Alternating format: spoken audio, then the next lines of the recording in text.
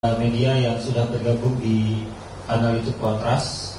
Adapun konversi kita pada siang hari ini adalah kami akan menginfokan begitu terkait perkembangan advokasi yang sedang berjalan terhadap kasus Afif Maulana, peristiwa tragedi Kuranji pada medio 9 Juni 2024 lalu. Di sini sudah ada tim kuasa hukum yang tergabung dalam tim advokat anti penyiksaan. Di sebelah kiri saya ada Kak Ibira Suryani, beliau dari Direktur LBH Padang. Lalu di sebelahnya ada Andri Yunus dari Komisi untuk Orang Hilang dan Korban Tindak Kekerasan atau Kontras. Dan yang paling ujung ada Bang Arif Maulana dari YLBHI. Mungkin langsung saja forum akan saya berikan kepada narasumber yang akan menyampaikan kepada kita semua perihal proses advokasi yang sedang berjalan dan juga perkembangannya begitu. Mungkin langsung saja kepada Kak Indira atau Andri dulu. Kepada Andri, dipersilakan. Baik, terima kasih Kak Miriam. Teman-teman, perkenalkan kami, saya Andri Yunus dari Kontras. Sebelumnya terima kasih ya kepada rekan-rekan untuk hadir dalam kegiatan peliputan perkembangan advokasi kasus Afif Maulana. Setidaknya kami sampaikan bahwa pada Senin 5 Agustus kemarin kami melakukan rapat dengar pendapat umum dengan Komisi 3 Dewan Perwakilan Rakyat. Adapun maksud dan tujuan kami adalah sebagai warga negara yang taat terhadap konstitusi mengadukan dan tindakan dari pihak kepolisian yang tidak profesional dalam penanganan kasus Afif Maulana gitu. Dalam pertemuan tersebut selain keluarga dan juga tim advokasi perwakilan Jakarta dan Padang turut hadir. Di tengah diskusi Komisi 3 kemudian memerintahkan masuk jajaran Polda Sumbar begitu, dan langsung dimintakan mengenai surat permohonan ekshumasi dan otopsi ulang, yang mana hal tersebut sudah hampir 2 bulan kami perjuangkan gitu, melalui cara-cara kampanye di publik maupun langsung, termasuk juga mengirim surat resmi terkait dengan ekshumasi. Namun baru pada pertemuan pada kemarin di RPU pihak Polresta Padang ya, kalau dilihat di suratnya itu menyerahkan surat permohonan ekshumasi dan otopsi ulang yang ditujukan ke Perhimpunan Dokter Forensik Mediko Legal Indonesia atau PDFMI. Nah, namun dalam pertemuan kemarin juga yang menjadi titik tekan kami tim advokasi ya, itu tidak hanya terbatas pada proses ekshumasi jenazah Afif, namun juga yang kami tekankan adalah proses hukum atau pertanggungjawaban hukum, baik itu pidana maupun etik, terhadap anggota kepolisian yang diduga melakukan penyiksaan dan kekerasan terhadap 18 orang korban lain. Jadi tidak hanya Afif dalam tragedi 9 Juni di Jembatan Kuranji gitu ya dan sekitarnya, tapi juga ada 18 orang lain yang saat ini juga menuntut keadilan pada negara. Nah, atas paparan 2 poin tersebut kepada Komisi 3 DPR, kami menyoroti 3 hal, teman-teman. Pertama, kami memberikan apresiasi atas dorongan dan akselerasi yang dilakukan Komisi 3 untuk memerintahkan jajaran kepolisian segera menerbitkan surat ekshumasi. Namun ada catatan, ketika kami melihat surat permohonan tersebut, itu tidak ada informasi detail mengenai kapan proses ekshumasi tersebut dilakukan. Di satu sisi, diskusi-diskusi tim advokasi dengan beberapa dokter begitu, jenazah Afif ini dimakamkan pada 10 Juni. Dan agar diantisipasi jangan sampai proses otopsi maupun ekshumasi itu dilakukan lebih dari 2 bulan. Artinya kalau menghitung 10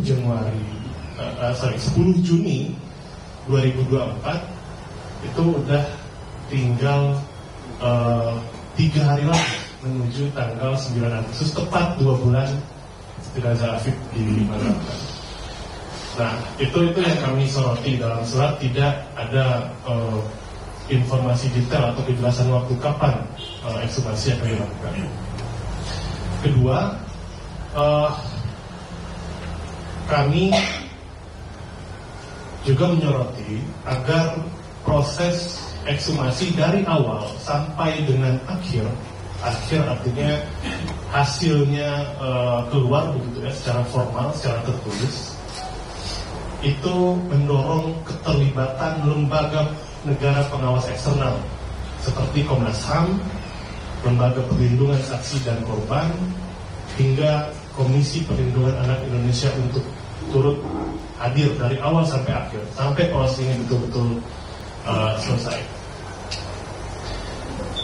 Lalu komentar kami ketiga, catatan kami yang ketiga terhadap proses RPP kemarin.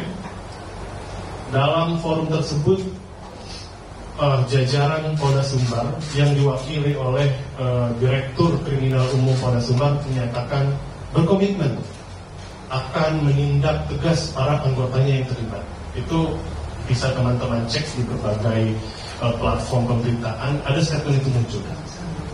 Nah, yang perlu jadi catatan adalah ini ada 18 korban lain, dan klaim bahwa pihak kepolisian Polda Sumbar sudah melakukan pemeriksaan terhadap sejumlah anggota kepolisian itu harus diteruskan dan tidak hanya berhenti pada proses peradilan etik, namun juga harus dilanjutkan dalam rangka proses penegakan hukum pidana.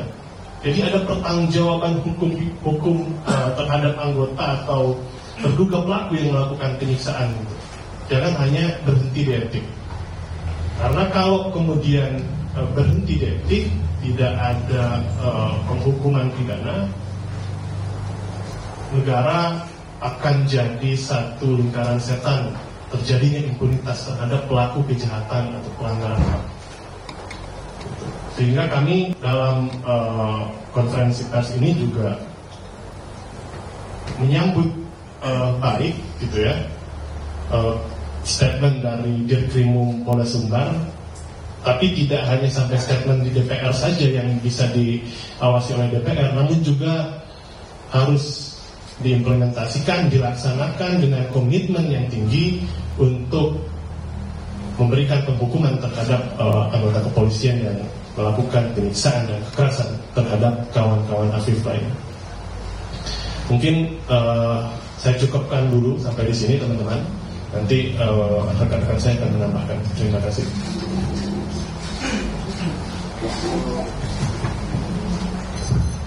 Baik, terima kasih Saudara Andi.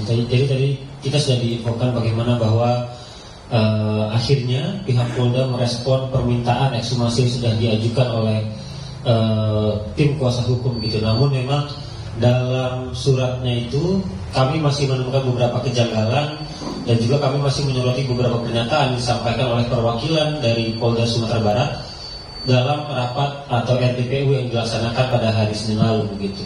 Itu yang terus kami soroti dan terus kami kawal agar proses hukum yang berjalan itu berjalan secara transparan dan juga akuntabel.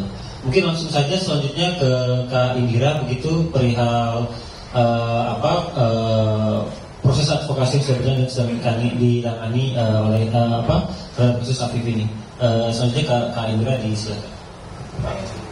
Selamat pagi kawan wartawan semua. Terima kasih sudah hadir di kegiatan konferensi pers pada pagi hari ini. Mewakili dari keluarga Afif, saya berterima kasih buat semua kawan media yang selalu mengawal kasus ini, dan yang beberapa hal yang ingin saya kemukakan di dalam konferensi pers ini adalah bahwa sebenarnya sejak 1 Juli lalu keluarga sudah berjuang untuk mendesak agar ada eksekusi terhadap jenazah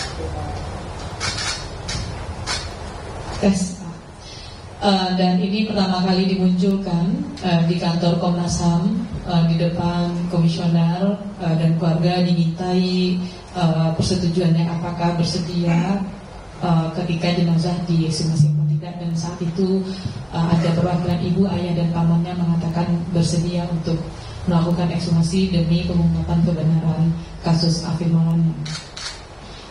Dan kemudian hampir 1 bulan lebih perjuangan itu, dan hampir di ujung-ujung masa tenggang untuk proses ekshumasi ya, karena kan kita bukan hanya melihat situasi tulangnya tetapi juga jaringan lainnya yang kemungkinan sudah rusak. Kalau lebih parah lagi bisa lebih rusak karena kondisi waktu dan juga lamanya penguburan.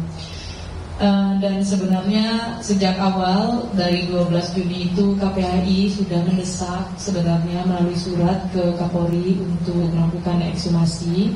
Tetapi jujur saja teman-teman, saya sebagai pendamping hukum merasa bahwa pemberitaan di media yang waktu itu sangat kuat mendorong itu statement-statement itu tidak berbanding terbalik dengan apa yang kami rasakan di Padang. Gitu.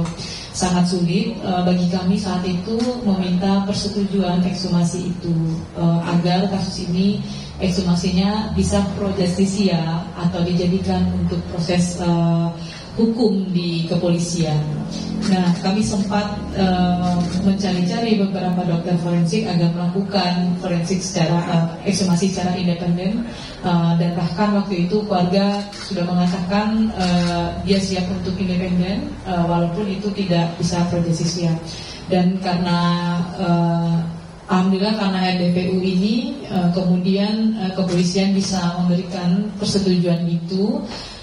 Dan kami sangat mengharapkan ini segera dilakukan ekshumasi oleh PDMI, Persatuan Dokter Forensik Kementerian Indonesia, dan kami sangat mengharapkan beberapa hal, bagaimana kemudian tidak dilibatkan lagi kedokteran yang berafiliasi dengan kepolisian. Kami sangat mempertimbangkan itu karena memang rasa yang tidak nyaman dan tidak trust di awal yang dimunculkan oleh kepolisian terhadap keluarga Afif dan juga kami sebagai pendamping hukum. Defensif yang berlebihan sehingga membuat kami banyak kecurigaan yang muncul. Sehingga penting untuk meng-highlight bagaimana dokter forensik tidak terafiliasi dengan kepolisian, dan jujur saya tidak menginginkan dokter forensik awal yang memforensik Afif juga dilibatkan dalam tim itu. Kita tahu namanya Dr. R, dan ada beberapa hal menurut saya agar ini independen dan sebagainya tidak dilibatkan dokter yang sama dalam proses ekshumasi Afif Maulana ketika otopsi tanggal 10 Juni lalu. Yang kedua yang ingin saya sampaikan juga bagaimana kemudian proses ekshumasi ini melibatkan semua lembaga negara, ada Komnas HAM, ada KPAI, dan ada Komnas Perempuan yang kita kenal dalam KN HAM yang fokus untuk isu penyiksaan, apalagi ini penyiksaan terhadap anak, untuk segera proaktif dan mengambil langkah-langkah tepat dalam proses ekshumasi ini, terutama dalam proses pengawasannya. Dan kemudian beberapa hal yang menurut saya juga penting dalam proses ini adalah dukungan semua pihak agar ini terbuka dan transparan. Itu menjadi penting untuk kita semua agar kemudian hal ini berjalan dalam lingkupan mata publik secara terang benderang. Itu yang kami sangat harapkan. Dan kemudian juga teman-teman semua, saya juga mengumpulkan jangan lupakan 18 orang lainnya. Tragedi Kuranji 9 Juni lalu ada satu anak yang meninggal namanya Afif Maulana, dan ada 18 orang lainnya, 11 orang anak dan 7 orang dewasa, paling tua umurnya 21 tahun, juga menjadi korban penyiksaan di kasus tersebut. dan kita tidak boleh melupakan mereka. Dan bahkan kami mendapat informasi ada satu laporan polisi atas nama anak P yang dilaporkan ke kepolisian, tetapi kasusnya masih mandek. Dan kami saya ingin semua pernyataan di media yang dikatakan oleh teman-teman kepolisian, baik itu Kapolda, Kabid Humas, kemarin juga di Reskrim, itu benar-benar diseriusi, jangan hanya di media. Jujur, saya sudah cukup capek sebagai pendamping kasus ini dan berjuang untuk 18 orang lainnya. Apa yang diberitakan di media bukan itu yang kami dapatkan dalam faktanya, teman-teman. Teman-teman harus tahu itu. Misalnya kami diminta, oh ya oke, sumasi dan surat persetujuan baru kemarin diberikan begitu. Jadi apa yang diberitakan di media, mohon itu juga yang sampai ke kami, yang juga dikerjakan dalam keadaan realnya gitu. Saya coba katakan ke teman-teman, sejak tanggal 27 Juni itu kami desak Polresta Padang di unit Jantandras, kami main kucing-kucingan dengan polisi untuk pastiin soal persetujuan itu. Bayangkan, kami sebenarnya sudah merasa cukup tenang ya ketika surat-surat itu muncul dari KPAI, dari Komnas HAM dan lain-lain, tetapi itu tidak diseriusi oleh kepolisian. Tetapi ketika teman-teman media bertanya, boleh silahkan, tapi ternyata nggak gitu yang kami dapatkan. Dan mohon pimpinan-pimpinan yang di atas, Kapolda Sumbar, Kapolres dan sebagainya, kalau mengeluarkan statement di media itu dipantau sampai ke bawah, sampai ke anak buahnya gitu. Karena kan tentu saja sebagai rakyat jelata saya sulit untuk mengakses mereka begitu. Dan ini yang kami rasakan. Dan saya juga mohon kepada penyidik, ini permintaan sederhana dari rakyat biasa seperti saya, tolong berikan dulu salinan otopsinya dan berita acara otopsinya kepada kami, supaya kami bisa mempelajari itu sebelum ekshumasi. Tolong berikan, itu penting sekali buat kami.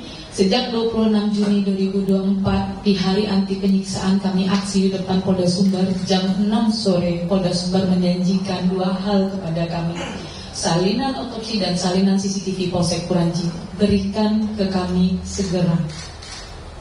Dan saya juga mengatakan bahwa di Reskrim, Bapak di Reskrim yang paling saya hormati, Pak, gampang untuk membersihkan rumah sendiri. Mulailah saat ini membersihkan rumah Bapak sendiri dari polisi-polisi yang melakukan penyiksaan, polisi-polisi yang melakukan pelanggaran HAM dan kejahatan HAM di kasus tragedi Kuranci. Kami tunggu komitmen clearnya. Dalam 1 minggu tidak kami temukan komitmen jelasnya, tidak ada laporan polisi model A, maka kami sebagai pembela HAM yang akan melaporkan kasus itu ke kepolisian Polda Sumbar. Bersih-bersih penjahat HAM, bukan yang berbaju coklat. Saya pikir seperti itu saja respon saya kembalikan kepada moderator. Baik, terima kasih Kak Indira. Setidaknya dari apa yang disampaikan oleh Kak Indira tadi, kita bisa merangkum 3 poin utama begitu ya. Yang pertama, bahwa sebetulnya dari awal pihak keluarga itu sudah mendesak kepada kepolisian untuk segera melakukan proses ekshumasi. Namun setelah hampir 1 bulan lebih, baru hal tersebut direspon oleh Polda itu pada hari Sabtu lalu. Lalu yang kedua juga, tim kuasa hukum itu mendesak agar pertama, bahwa dokter yang pertama memeriksa atas nama dokter R tersebut tidak kembali dilibatkan dalam proses ekshumasi yang akan dilakukan. Lalu yang kedua, agar ada pengawasan dari lembaga eksternal negara seperti Komnas HAM, KPAI dan LPSK begitu, ataupun juga dokter forensik independen yang juga dilibatkan dalam proses ekshumasi nanti. Dan yang terakhir mungkin perihal adanya perbedaan atau statement disampaikan oleh pihak kepolisian yang ternyata hal tersebut justru sebetulnya tidak pernah nyata dibuktikan oleh pihak kepolisian sendiri. Itu mungkin poin-poin yang tadi disampaikan oleh Kak Indira. Mungkin terakhir kesempatan akan saya berikan ke Mas Arief Maulana dari YLBHI perihal proses ekshumasi atau pengajuan ekshumasi yang sudah disampaikan oleh tim pendamping hukum. Mungkin langsung saja Mas Arief dipersilahkan.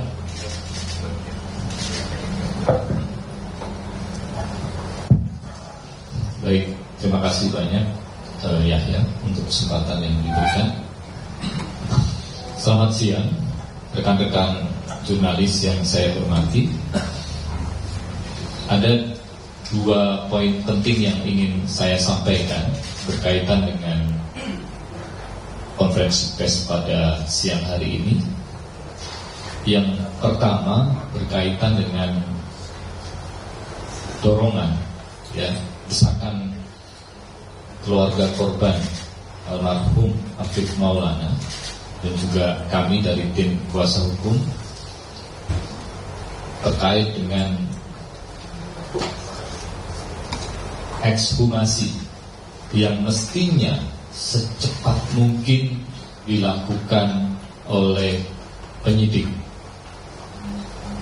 Ini yang pertama, karena memang secara medik ada limitasi waktu untuk bisa memaksimalkan proses ekshumasi agar nantinya dokter forensik yang melakukan tugasnya bisa mendapatkan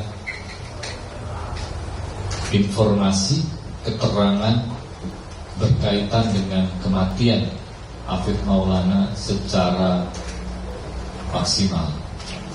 Ketika ini diperlambat, ketika ini dipersulit, dan ada kesan, ya, ini kita bisa menyebutnya undue delay, ya, pembiaran agar waktu itu habis. Ada dugaan demikian. Ini sama halnya sebetulnya ada indikasi upaya menghilangkan proses pembuktian berkaitan dengan apa sebenarnya penyebab kematian Afif Maulana. Dan seharusnya ini tidak terjadi. Dari awal kita menuntut adanya transparansi dan akuntabilitas dari kerja penyidik kepolisian. Tapi sampai hari ini juga kita masih belum melihat itu. Ini persoalan serius. Dan kalau kita coba tengok di 2 Juli, 3 Juli, Kapolri menegaskan akan transparan, ya, dan meminta pelibatan pihak eksternal dalam proses ekshumasi. Itu sudah 1 bulan yang lalu, lebih bahkan. Sampai hari ini ekshumasi tidak terjadi.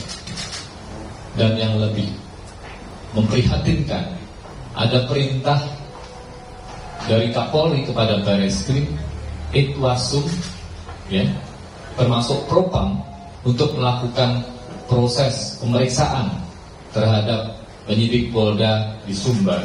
Apa hasilnya sampai hari ini? Apakah teman-teman sudah ada yang mendapatkan kabar? Apa hasilnya? Tidak ada hasil. Kita menuntut Kapolri, mana janjinya?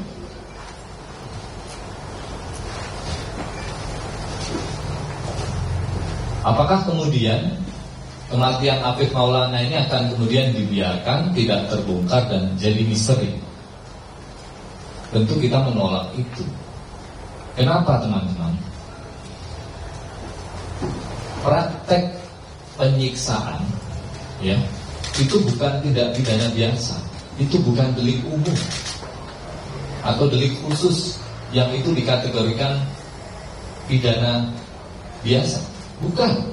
Ini kejahatan kemanusiaan, bagian dari pelanggaran HAM berat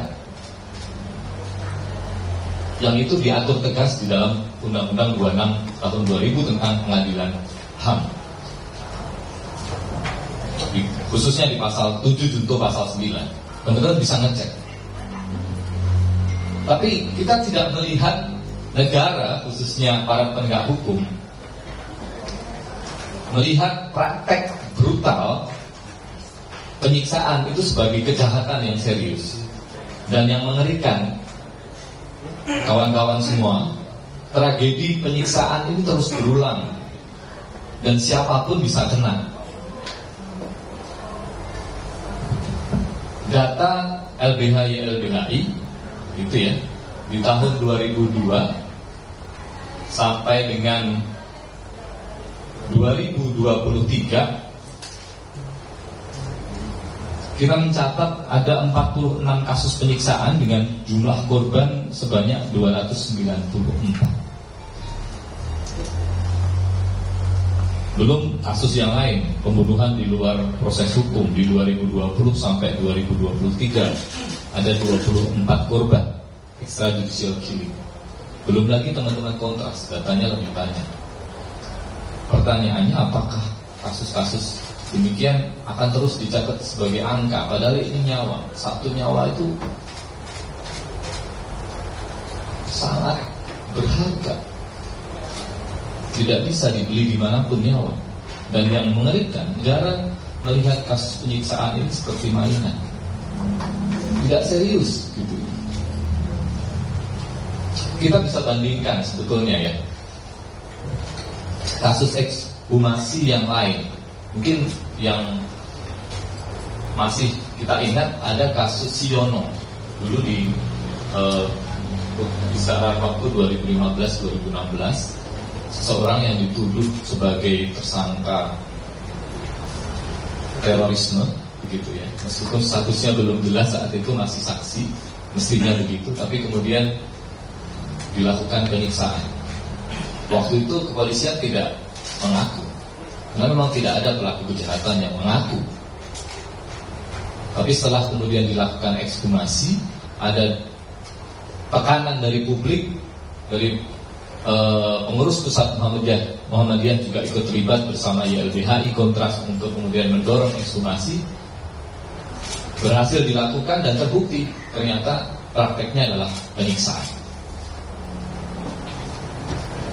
Tapi pelaku penyiksaannya hanya dihukum ringan. Di 2017 kami juga punya kasus di Cianjur, Polres Cianjur di Jawa Barat. Ada seorang pemuda yang kemudian ditembak sampai 10 kali, lebih dari 10 kali, dan kemudian dianggap melawan petugas dan dinilai tidak ada kejahatan oleh aparat penegak hukum. Setelah kita kemudian desak dan minta ada ekshumasi, ternyata terbukti ada proses penyiksaan di sana. Jadi memang problem-problem pembunuhan di luar proses hukum, apalagi kasus-kasus penyiksaan, membutuhkan desakan publik, membutuhkan transparansi dan akuntabilitas dari aparat penegak hukum. Dan ini yang berbahaya dalam proses penegakan hukum. Ketika pelakunya adalah aparat penegak hukum, kepolisian, sementara kita harus mengadu juga ke kepolisian, ada praktek-praktek pola-pola umum dipersulit. Ya, kalau tidak ada tekanan publik yang kuat, ya tidak akan kemudian dibongkar. Ya. Dan ini yang memprihatinkan. Ada diskriminasi dalam penegakan hukum, ada ketidakadilan. Dan ini diakibatkan oleh ketiadaan pengawasan terhadap kepolisian yang betul-betul bisa memastikan transparansi dan akuntabilitas, profesionalitas, integritas. Ini persoalan kita. Dan ini tidak boleh terjadi dan terus-menerus terjadi. Terakhir, kami juga mencatat beberapa tahun tidak lama kemarin ada korban pembunuhan di luar proses hukum, terjadi penyiksaan, dan yang menarik anak polisi di Makassar. Dan sampai hari ini prosesnya juga belum tuntas.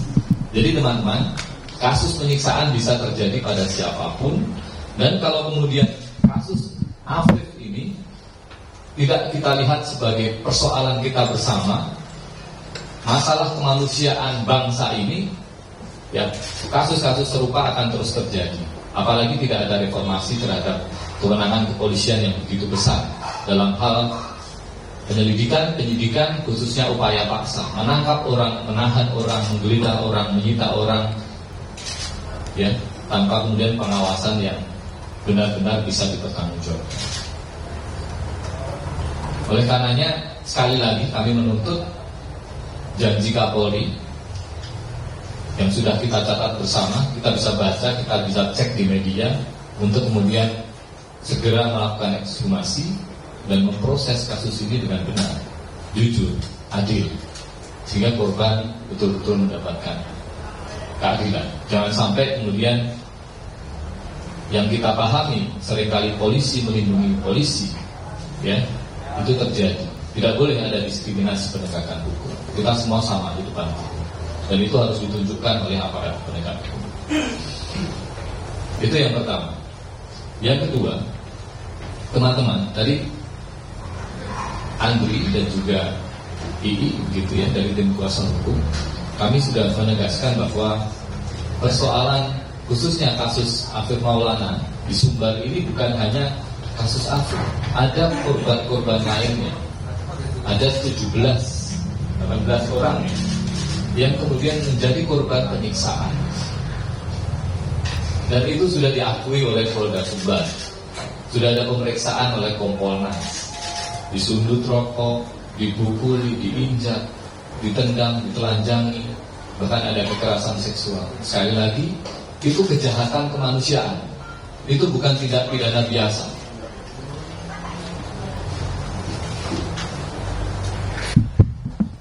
Harus ada proses hukum yang tegas, ya.